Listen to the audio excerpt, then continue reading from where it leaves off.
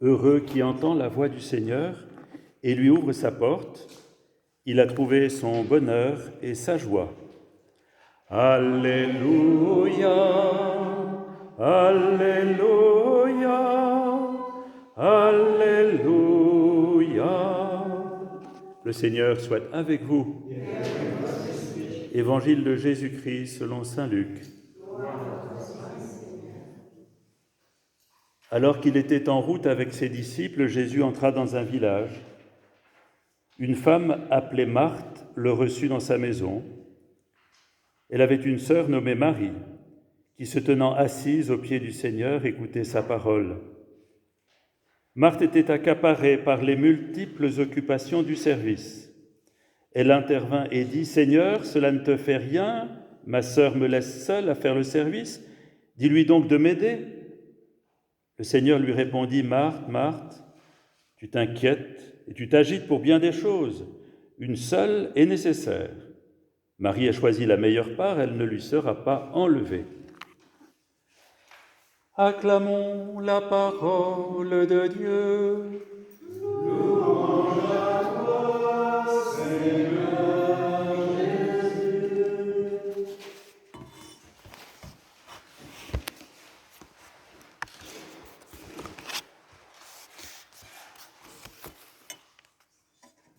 Voilà, cette nuit, je me suis réveillé bien tôt et je repensais aux dimanches qui viennent de se passer, les 3 précédents dimanches. Je suis allé voir un peu dans la Bible et l'évangile d'aujourd'hui se situe vraiment dans une cohérence avec les 3 évangiles qu'on a entendus les dimanches précédents et dans celui qui vient. C'est la suite.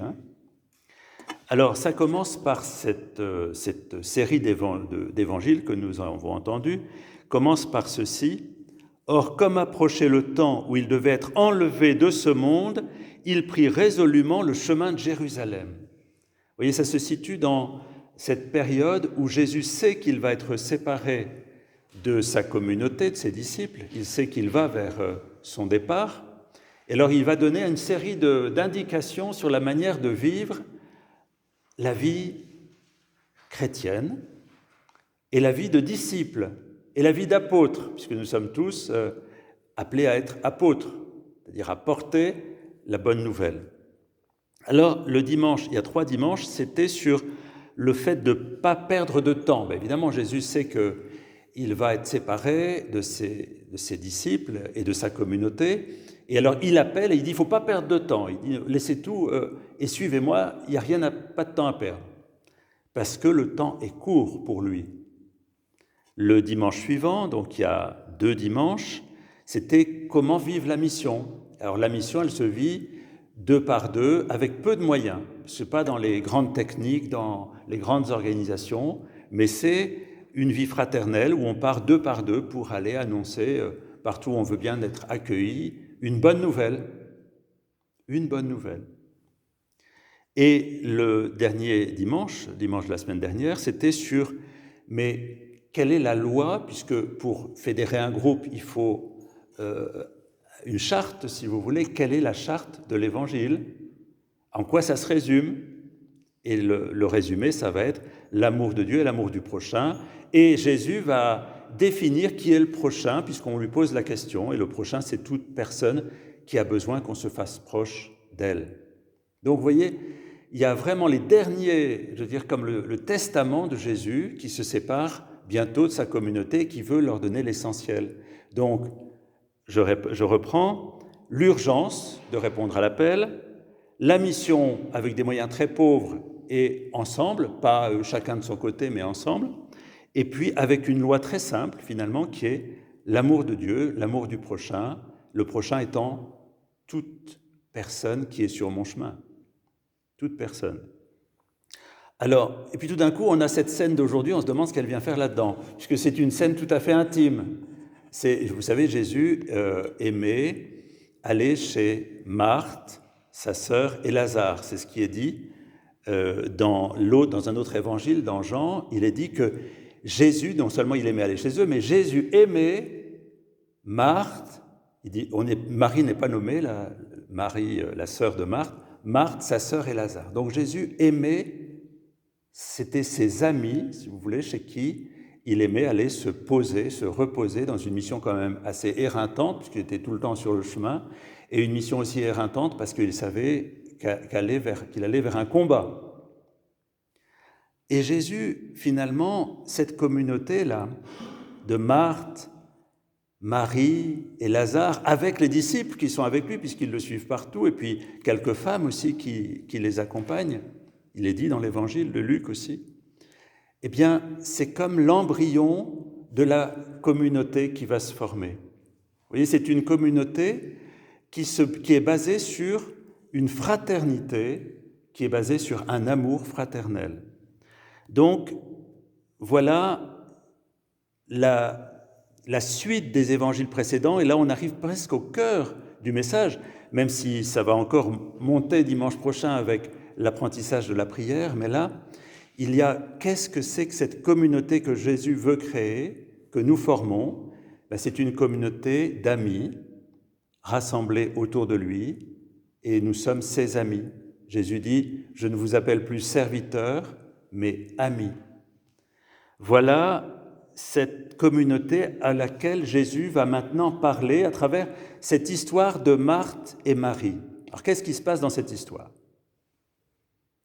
Ce qui se passe, c'est que Marie est assise aux pieds de Jésus comme une disciple. Eh bien, excusez-moi, mais ça ne se faisait pas. Les femmes n'avaient pas à être disciples d'un maître. Jésus est un maître que l'on suit. Ben, non, les femmes à l'époque, elles devaient être aux activités familiales, c'est-à-dire préparer l'accueil, préparer le repas, desservir, faire la vaisselle, tout ce que vous voulez, mais pas être assises au pied du maître pour l'écouter. Ça, c'est l'affaire des hommes. Seuls les hommes avaient la possibilité de suivre le maître. Eh bien, voilà que Marie, la sœur de Marthe, la sœur de Lazare aussi, elle est là dans une position de disciple, tout à l'écoute de Jésus. Eh bien, Marthe qui est dans l'organisation, il faut que tout soit bien ficelé, que chaque chose soit à sa place, qu'il y ait du vin pour célébrer la messe, tout ce qu'il faut. Eh bien, Marthe, elle est préoccupée par l'organisation plus que par le Seigneur. Vous voyez, c'est quand même ça le centre du problème. C'est que, est-ce que notre communauté, nos communautés chrétiennes, l'Église tout entière, sur le plan mondial, on est assez nombreux, je pense, autour du milliard, quelque chose comme ça. Est-ce que notre préoccupation, c'est de s'organiser comme une association, ou est-ce que notre préoccupation, c'est d'être des disciples de Jésus?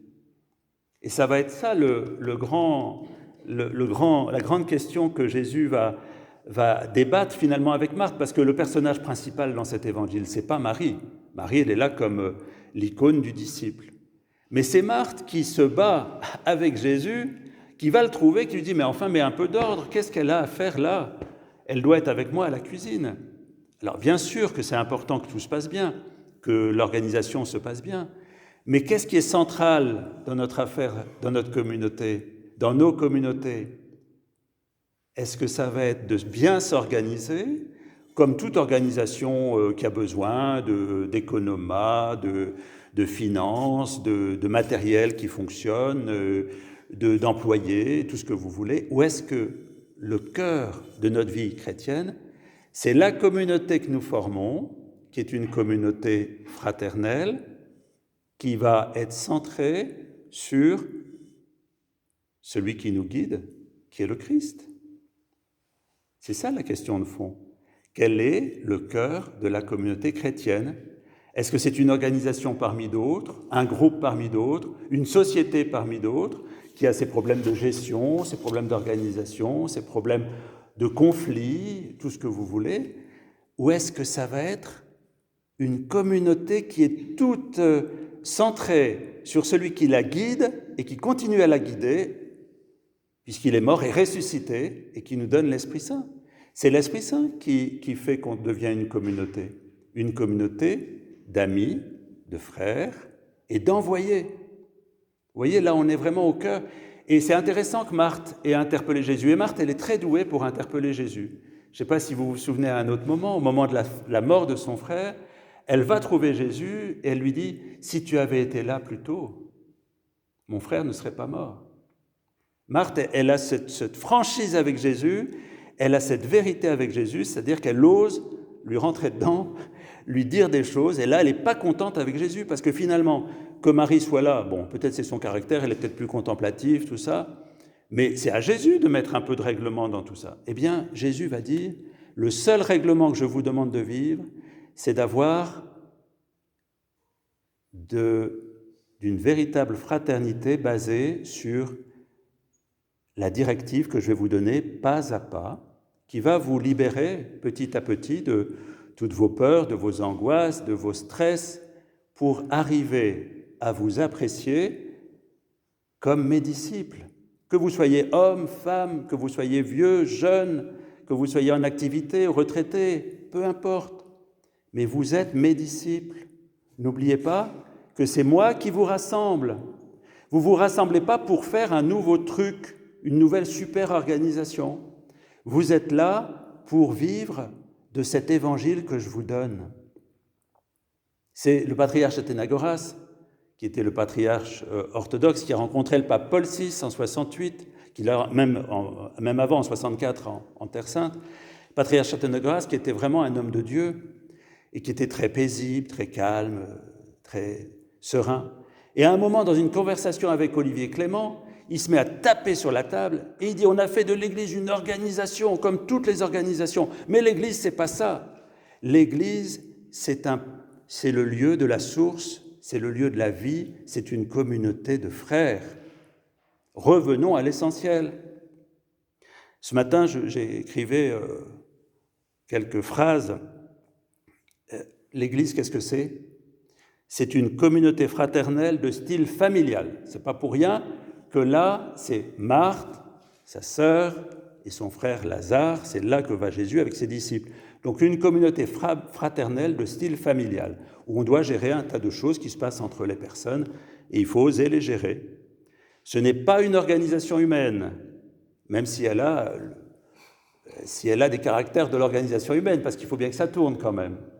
Mais elle reçoit sa vie d'un autre, du Christ, qui l'aime et vient la visiter. Jésus vient nous visiter, chacun et chacune d'entre nous, pour faire de nous une nouvelle présence de lui dans le monde. Ce n'est pas nous qui devons nous rendre présents, c'est lui à travers nous, On disait des premiers chrétiens, voyez comme ils s'aiment. Et c'est ça qui faisait que les gens se convertissaient, parce qu'ils voyaient une communauté où on s'aimait. Est-ce que nos communautés, on a l'impression que l'on s'aime ?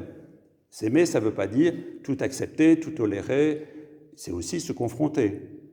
S'aimer, c'est se dire la vérité, pour essayer de trouver ensemble la vérité.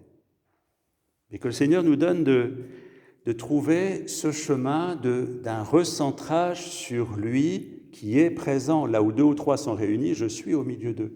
Vous voyez, il y a une première histoire qu'on a entendue tout à l'heure. Vous avez entendu, c'est Gérald qui l'a lu, sur l'histoire de Membray. Les chênes, j'ai vu ce matin en relisant, quelquefois il y a des choses qu'on ne voit pas, ce n'est pas le chêne de Membray, ce sont les chênes de Membray. Donc c'est un lieu où il y avait des chênes. Et Abraham et Sarah, ils n'arrivaient pas à avoir d'enfants, ils devenaient vieux, et toute cette route qu'ils avaient faite pour aller vers la terre où il fallait aller, ils ne voyaient pas à quoi ça rimait puisqu'il n'y avait pas de suite. Alors ils ont essayé de trouver tout un tas de manières autres de pouvoir avoir une descendance, même en utilisant la servante, comme mère porteuse. Et voilà que 3 hommes arrivent un jour et Abraham accepte de les accueillir. Comme Marie accueille Jésus, comme Marthe et nous sommes invités à remettre le Christ vivant au milieu de notre communauté. Et à ce moment-là, la fécondité arrive. Si on croit que c'est par nos œuvres qu'on va arriver à changer le monde, excusez-moi du terme, mais on se plante complètement. Ce n'est pas nos actions, il faut que ce soit son action en nous, dans ce que nous vivons ensemble. Et bien que le Seigneur nous donne de retrouver ce sens qui va nous permettre d'espérer, même si on est fatigué, même si on est usé, même si on ne sait pas où on va. Mais ensemble, si on remet le Christ au centre, c'est ça qui se passe dans l'Eucharistie. Le Christ vient ici au centre, dans sa parole, dans son pain, dans notre communauté qui s'est rassemblée. Merci à vous de vous être avancés tout à l'heure. C'est comme ça qu'on fait une communauté, c'est quand on s'avance les uns vers les autres, ensemble, que le Christ va pouvoir donner, par l'Esprit, dans la tendresse du Père, il va donner une véritable fécondité à la communauté que nous formons, communauté familiale, communauté religieuse, communauté paroissiale, communauté universelle, dans l'ouverture à toutes les formes d'approche de Dieu, pour pouvoir retrouver la source. Et la source, elle est là, ici au milieu de nous. C'est ça qui nous fait Église, une communauté fraternelle de style familial, où le Christ est le centre qui fait de nous ses envoyés.